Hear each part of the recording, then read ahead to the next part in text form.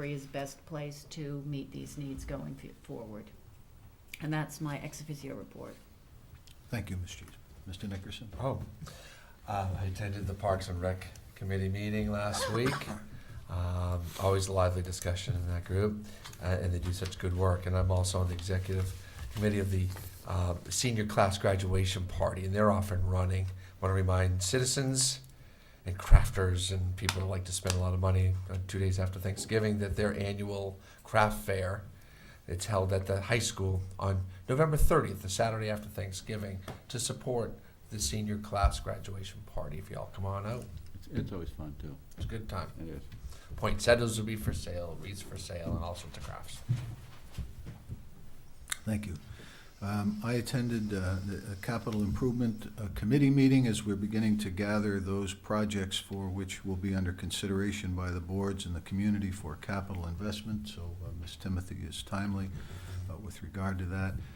I attended a ribbon cutting for Berkshire Hathaway, the new real estate company that's opened on Pennsylvania Avenue. I also attended the William Crawford Service Award presentation of Jenny and Steve Siegel. They are the operators of the Guard Theater, and it was a very heartwarming ceremony to see how much they've really done and touched the region by the resurrection of the Guard Theater and their labor of love over 15 years.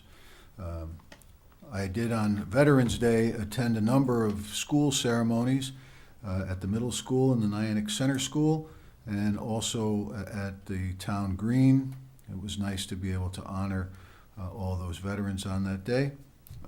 I attended a comptroller's meeting with the assistant comptroller and a couple of members of the council, the Connecticut Conference of Municipalities, regarding the fringe rate for the resident trooper program, which has started at 50% and now is at 85% fringe rate on top of the current payroll that we pay.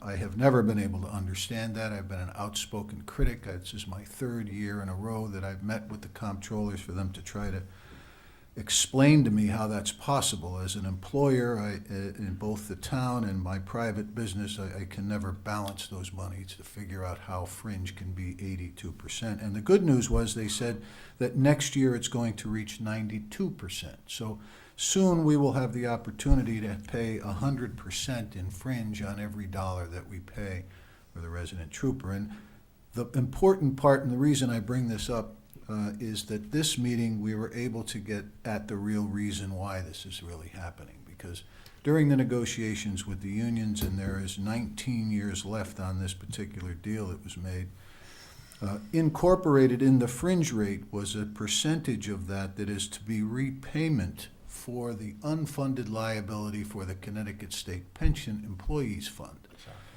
So what's interesting is that the 60 towns that happen to be resident trooper members towns are paying a disproportionate amount toward the debt that was never funded for the pension liabilities. And I think that we're going to take this further. I don't think that that's a correct way, but at least it gives us some reason why this is so exorbitant, because there's no way the fringe for some of the benefits that we pay for the resident trooper would amount to what is going to be 92%.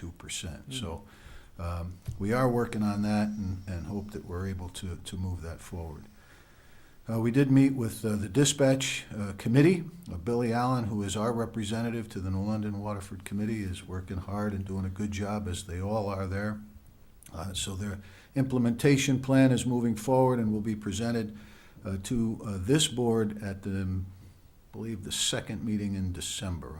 I think that's what they plan. They're planning to roll it out to the 3 communities in December. So we will tape that and have that for that opportunity.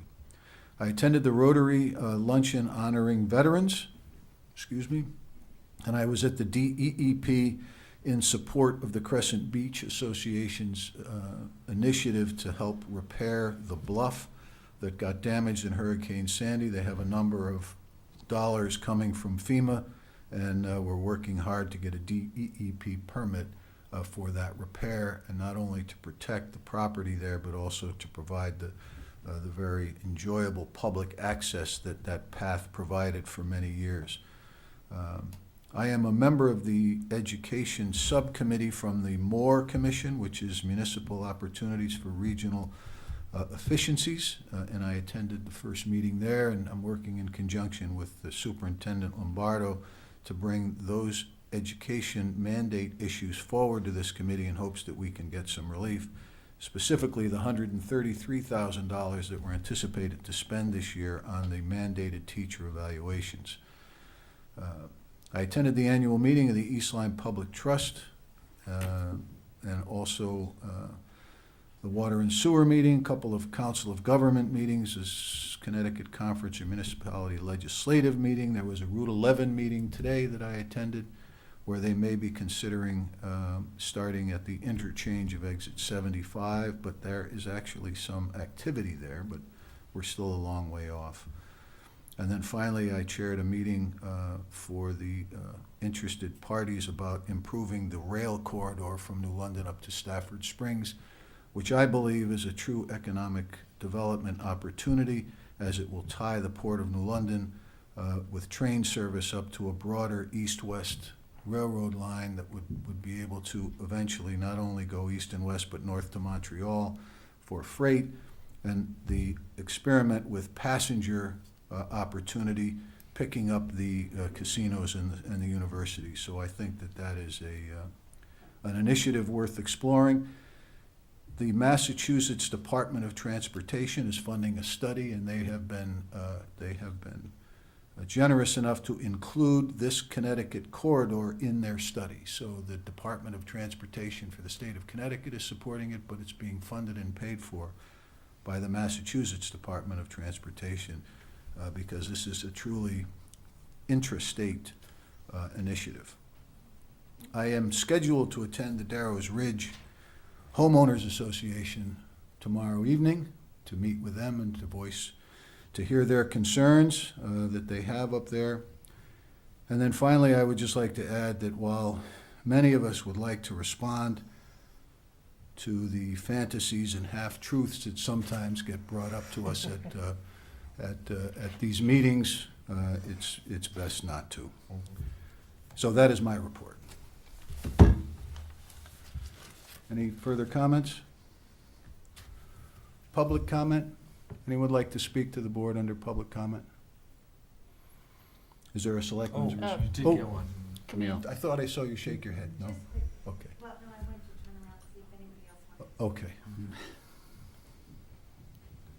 state my name. Yeah. The whole deal. Again. Camille Alberti, 7 Darrows Court, Board of Finance. I'm just curious, I know that there's a proposal in front of the Board of Selectmen from the Woodsman's Land Trust.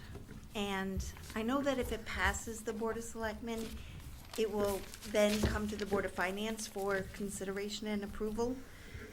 My concern is that I don't know if this proposal is 1 page or 100 pages. So if it does pass the Board of Selectmen, how much time will we have to review that before we make a decision? If you can answer that. All set? That's it. Okay. Any other public comment?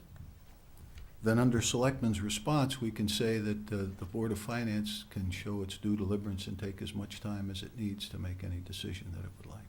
But it won't be made available to us until after it passes. We don't know what information is going to be presented to the Board of Finance. The Board of Selectmen typically prepare policy, and those papers that are associated with policy often change with the presentations that are made based on the input of the Board of Selectmen. So whatever then is brought forward in terms of discussion or maps or opinions by the Board of Selectmen will be given to the Board of Finance, and then should you have the opportunity to deliberate, and then if you passed the thing, it would go to a town meeting or referendum. So in which case that information would be available online or in the public forums that we've used, the library, the town hall, that kind of thing. So there's no time limit for you. Thank you. Okay, thank you.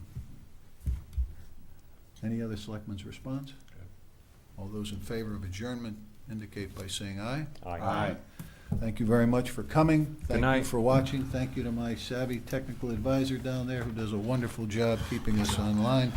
Good night, everybody, and I wish everybody a wonderful Thanksgiving holiday next week. Right on. Thank you.